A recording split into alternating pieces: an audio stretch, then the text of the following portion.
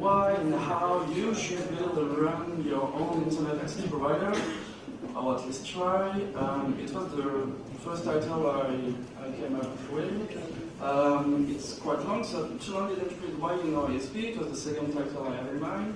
And then I received some emails following the announcement of the schedule of people saying me, actually we are ISP, we are doing this, so we are, this is the answer of your question. So I was like, okay, but I don't know you. And then I will elaborate on that during the talk. First, a little disclaimer. We are not going to talk about access. Sorry, we are going to talk about access, but we are not going to talk about hosting in transit. Those are interesting issues, very interesting issues, very important issues. Freedom box and so on, it's related to that, about self-hosting, about running its own services at home. But that's a separate issue, and that's not the scope of the talk today. I'm going to focus about access and how to provide a neutral internet access. And that's good. So I want to start by giving you a quick overview of the network in France, the public network, public ISPs. There are a lot of dark zones where you have no or little bandwidth, no broadband. Very isolated, it's quite complicated to... Okay, closer.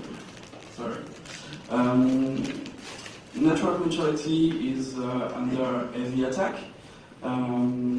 from different perspectives, from the legislative point of view, from commercial ISPs themselves, from all sorts of bad people. And good also, but they don't know what they are doing. And there are especially stupid laws like ADOPI, the Free Strikes law we had in France, and ACTA, and so on. I can continue later on during a long time with these bad laws. There is no diversity. There are very few commercial ISPs, 3 or 4, something like that. So there is kind of a monopoly there. The network is very centralized. Everything goes, almost everything goes through Paris. When one person in the southwest of France want to exchange packets through the network with someone in the southeast, the packets go to Paris and then goes back to the south of France. It's completely stupid, and that's not how the internet should work. So there is something to do on this, on the centralization of the network. And of course, as there are big commercial ISPs, we are just numbers in the database. When we call the hotline, we are asked to wait for a long time to have a city answer. That's not very cool. And there are a lot of other issues about the network in France, but not important. So there are several issues to address. First, help people understand the stakes. What is the internet? How does it work? It's not a box that you buy in the supermarket, but many people think that that's the way it is. Make people understand that freedom of expression is at stake when it comes to port restriction and things like that on their internet access. Another issue to address is how to provide public IPs for making people capable of hosting their own services at home, V4, V6, and so on, have a neutral access. That's quite easy, actually, to provide a neutral access, but the big telcos continue to tell us that yeah, you know, the bandwidth is so big, the pipes are full, the network are saturated, blah blah shit. And there are, of course, a big issue, which is the rural areas and how to build rural networks there to provide good access to the internet and to put an end to this divide, this digital divide about the access to the internet.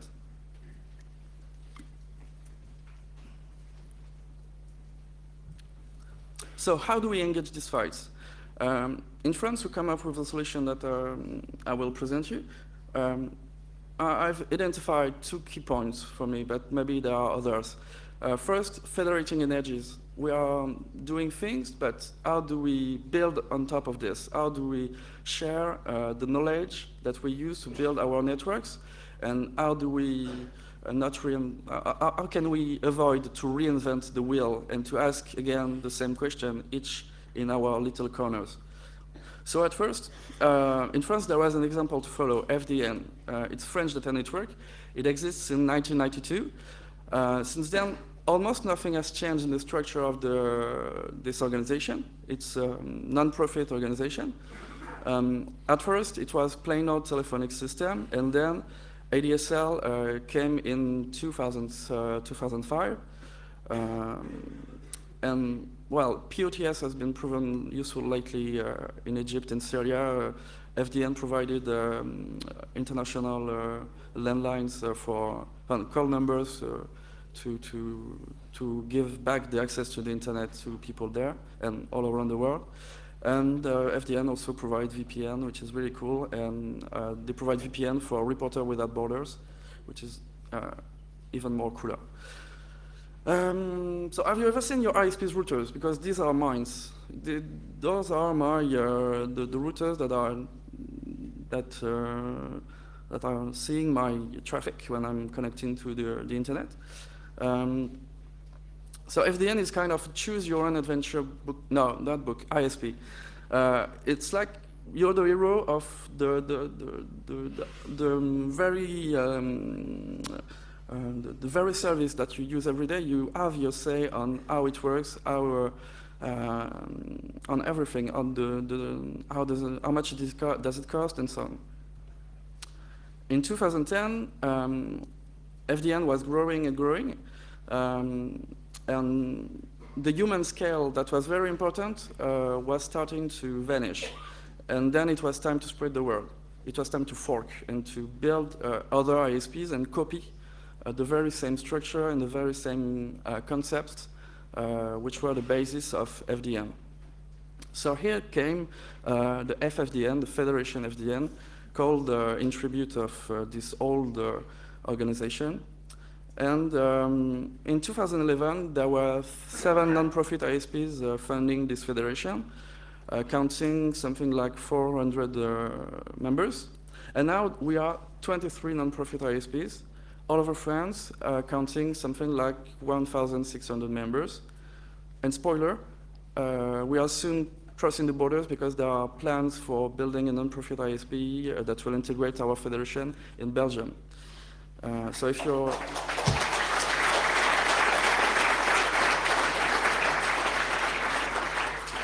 You're right, they are amazing. You should support them. If you are Belgian, we can discuss and I can introduce you to these people. They are here today. So here's a map of this organization. So we build copies of FDN locally to maintain a human scale. That's very important if you want to do things with people, that you can meet them actually on a weekly, daily, not daily, but weekly or monthly basis. Because what we are doing requires a human link, much more than bandwidth and technical stuff. So how do we connect subscribers? There are many solutions actually to provide access to the internet. In France, we have the opportunity to have ADSL backhaul contracts. It's not possible everywhere. You can use 5 GHz Wi-Fi bridges to extend the ADSL lines and so on to reach the dark zones I told you about. And soon we are going to provide fiber to the home next to Paris in a small city, which is quite exciting. And no, the RFC 1149 doesn't work. Don't try it. I've heard there is a new one, the 2549, but yeah, we won't try it. So some examples. There is Rhizome. It's a student ISP. They provide temporary wireless access. It's cheap, easy to set up. It's really good example of how we do things on a case-by-case basis. The commercial ISPs don't offer how to say this, a cheap, easy to set up internet access. And in this city where this ISP is located, actually there are a lot of students, and they are not they are not in the same place. They are all over the town, and it's quite complicated to give access to a building because they are not all in 2 or 3 buildings. They are across the city. So the students there came up with the idea of providing small antennas at the beginning of the university year. And so people come to the student bureau, and they come back home with this kind of antenna, and then they they are either relays or endpoints of this network all across the city. The funny thing is they also do rebound on buildings. It's just quite, well, at first it's scary. It's weird. And this is an example I love. This is dataneutral.net. They are based in Toulouse. They are located close to the hackerspace of Toulouse, which is called the Theta Lab. And they have something great. They have a fiber to the data center, which is 200 meters away from the squat where is the hackerspace. And so they provide wireless, VPN, virtual machine hosting, IPv4, v6. They have their own autonomous system. They are pretty much amazing. And they provide access in both dense zone in the city and dark zones. They rented a fiber to provide access through wireless in the south of Toulouse, in the middle of nowhere. And also provide access to squats, which is really cool. And they have 400 members. They exist since 3 years, and there are already 400 members. It's quite amazing how fast they grow. There are approximately half of these people who are actually connected through the internet. It's difficult to know the number of people using the access because they provide access to squads, so we don't ask people to check in or something to, of course. And they provide wireless on top of fibers, as I said. And that's a photo I like, so I share it with you. We are doing this because we gain more control on the infrastructure of the internet. Not all the internet, but we had something. We had our own little network to the internet, and we know that we have, to some extent, a control on this part. One important thing is that we build something local, friendly, human. This gives obviously a better service. Not obviously, because some people ask me, well, you are all volunteer-based, you're all volunteers. If the network goes down, what happens? Who do you call? And actually, you call your friends, because they are your friends. And so you say, hey, I have no network, do you have an idea? Oh yeah, I rebooted this, and I'm working. Oh God, no, stop this. Oh, it's not like that, almost. And one important thing is that we spread knowledge. We try to document everything that we are doing, but we are quite bad at it as we do it in French. So, for now, but I'm trying to advocate for going outside of France, as you can see. And we try to have some political influence. The federation is quite small. It's just 1,000 members. But we are listened by politicians, by institutions. Lately, we have been listened by, heard by the National Frequency Authority about how to reuse the old television analog Hertzian frequencies. And basically, the question is, what are we going to do with these frequencies? Are we going to put to stay with the license and fees to use them, or are we going to open this and have a good policy for networks like ours? So that's interesting because putting an umbrella on top of all these local initiatives gave us the opportunity to have some voice. And it's fun, seriously, we have very good fun. That's some people build the router modem inside his toaster. Right? Yeah, that's fun. So we decide the services we provide, we decide the prices. When I say we don't have customers, we have only people doing things together. So when you subscribe to one of these ISPs, you become a member of it, and so you have your say on it. You can say, oh, the price is quite,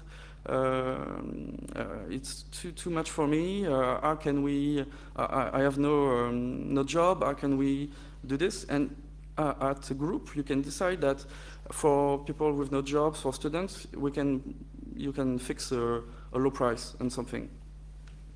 That will be financed by the others. That's something that you cannot do with a commercial ISP, like say, oh, please, doesn't work. And of course, we decide what technology we use, and that's important. I won't learn you anything like that with this. And we share. You use wiki, mailing list, IRC. Transparency is at the core of what we're doing. We have meet space meetings because that's very important to meet people you are interacting with and you are with whom you are building things. And we advocate to journalists, politicians, small and medium enterprises.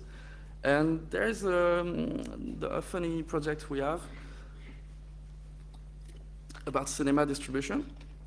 We have friends that are running independent movie theaters, and they ask us if we could distribute the movies they are showing from the distributors to the theaters. And so at first we were like, okay, it's just, what is the job? Yeah, it's just basically transporting films from one point to multiple points. So I don't know if you heard about the protocol called BitTorrent.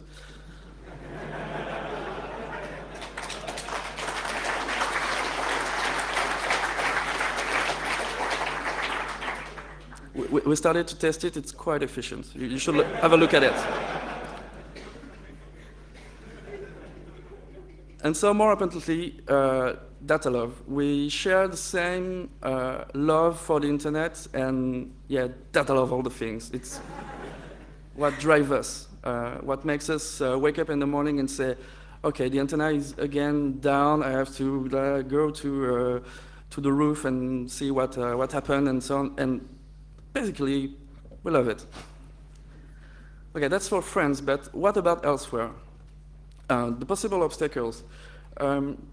The legal framework. I don't know all the legal framework about telecommunication in all the countries. I don't even know everything about it in France. So it's quite complicated. It's sometimes a mess. You don't want to know what is going on in Belgium.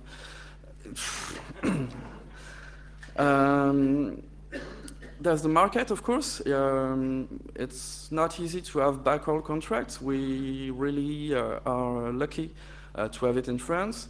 And one important thing, one important issue that you have to have, that you should have in mind is the community, the human issue. You're building something that needs to last. You're building things with not just machines, but with people.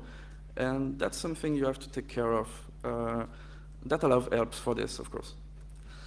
About the European legal framework, I haven't done an extended review of this, but there's not much to help what we are doing. What is most important is the country regulation. There is nothing that I've seen on the European level on this.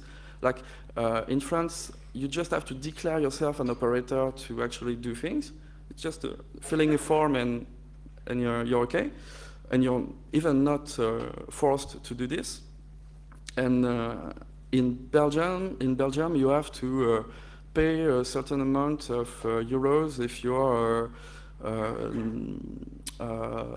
not giving the service for free. So it's quite weird. Of course, people pay in our structure. So we are in Belgium. I think we would be considered as commercial ISPs, and so we had to pay 10,000 euros, something like that, to start doing things. So it's quite impossible for us, but we are trying to do things. And there are things to do on the European level. We have friends in Spain. I hope this talk will give the opportunity of people from all around Europe and all around the world to meet and to start to discuss this.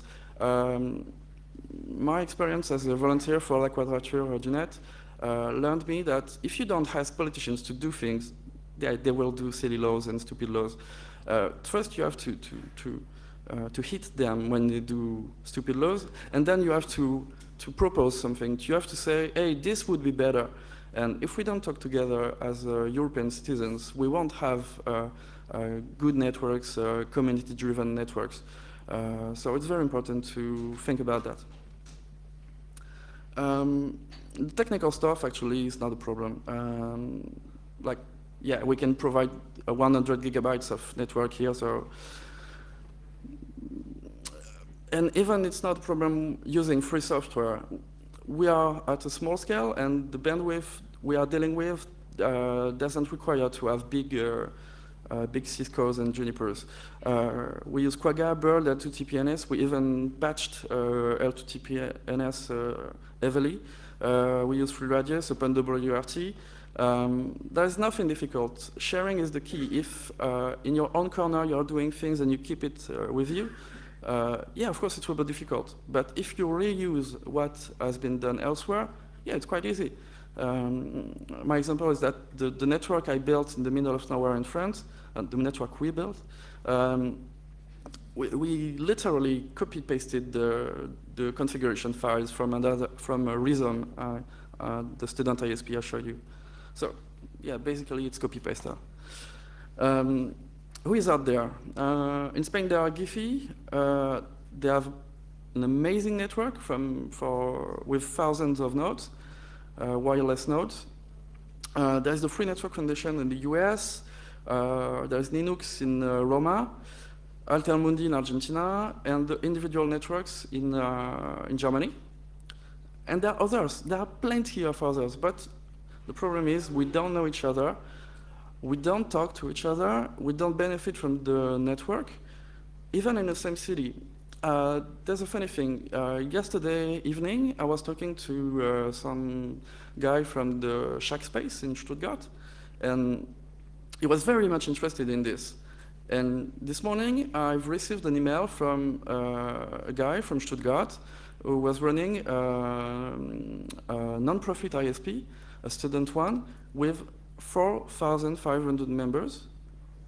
And I was like, what? They don't know each other and they are in the same city? What is wrong?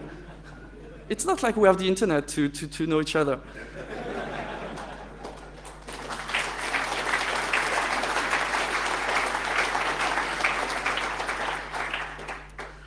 So communication and federation is the key to this, in my opinion. So I will introduce you to some kind of exclusivity. Don't be too excited, or maybe, you will see. We built a database. At the beginning, we thought about this just for friends, like to share information. We have monthly meetings in our French organization with the federation, and we exchange our problems. We are asking each other on a frequent basis, how much subscribers do you have, how big is your network, and so on. So it's quite a pain in the ass to have 20 organizations asking themselves, these numbers, let's put this stuff into machines. And so we built a database, automatic database that retrieves information, like the areas covered and so on. And the good thing is that we built with an international scope in Ed. So it can be reused, it's free software and so on. As a user, you can find the closest friendly ISP, And as a friendly ISP, you can add your information. So here is the thing. I will demonstrate you. We are not all in the system right now. I will put it in English.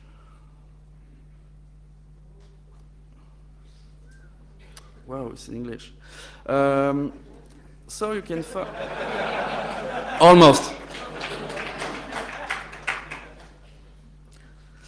So you can find the closest ISP next to you. Like if I zoom on the map, then I say I'm living in the middle of nowhere, which is at my place. And then you just put the cursor there and ta-da! So you see the areas covered by an organization next to you. Like you're living just here, and there is a Wi-Fi, there is a wireless network there, and we provide ADSL around the area. So you click on the organization, and you have information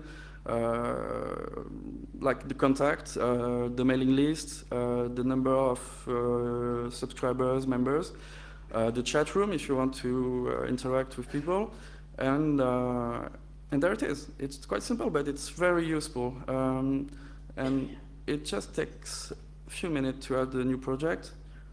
So you add my project, you can automatically provide a JSON. We have a format for this. And you can also fill a form and provide the info, and you're done. It appears on the map. So the features, as I said, there's description of a certain amount of information on ISPs, like subscribers or RIAS Techno, blah, blah, blah, and it's free software. You can patch it, fork it, whatever you like. There's also a mailing list for discussions, international discussions. Here is the link, ffdn.org/do-it-yourself. And the idea I have in mind today, and why am I in front of you today, is why don't we have hackerspaces.org for non-profit ISPs? Like when I saw that two people from the same city don't know each other, don't know that there is a big network already existing and so on, I'm amazed. It's weird, it's really weird. So I will invite you to discuss this and to see what we can do to share this information and to have finally a better overview of what is going on around this. So why not try? And here is the information to contact us. If you're interested, there will be a workshop in Hall 13 at 1 p.m. So you're welcome. Thank you.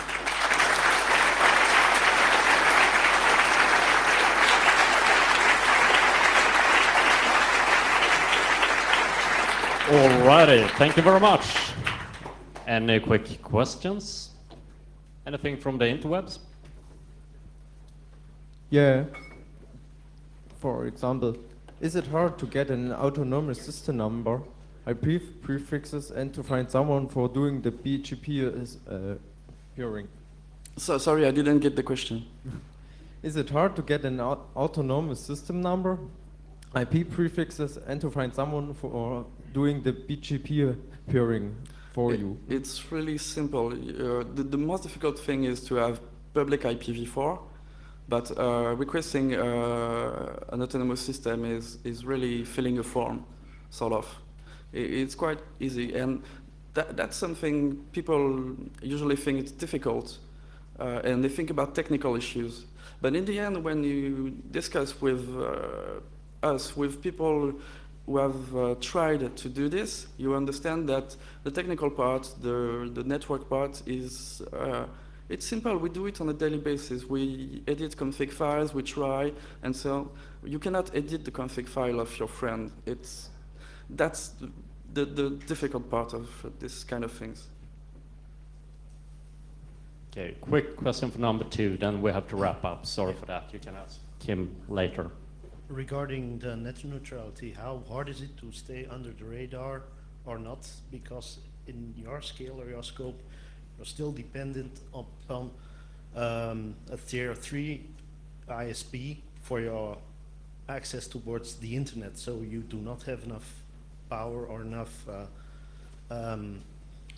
mass to play with the big guys and make up your own rules, so you still are dependent on the rules of the ISPs itself regarding net neutrality and so on. The answer to that is that basically, so far, nobody has tried to enforce anything that we didn't want on our network on the layer 3, where usually the network neutrality attacks appeared. And so we have a neutral network, it just works, and the bigger telcos just don't care about us, and they don't try to push things. We have our own IPs, our own routing, and so on, and so it just works. But you're not forced by legislation to keep logs Well, and stuff? Well, there are things enforced by legislation, but we try to use the FFDN to be a voice against it and to say, hey, we have a lot of people and we are against it. We are running ISPs, and we say it's not okay. And we are ISPs with citizens behind, and that's a different angle. That's important to have multiple angles to attack these kind of things. Alrighty, sorry for that. We are out of time. Let's give him another round of applause. Thank you very much. And please remember to bring out the trash with you. Thank you.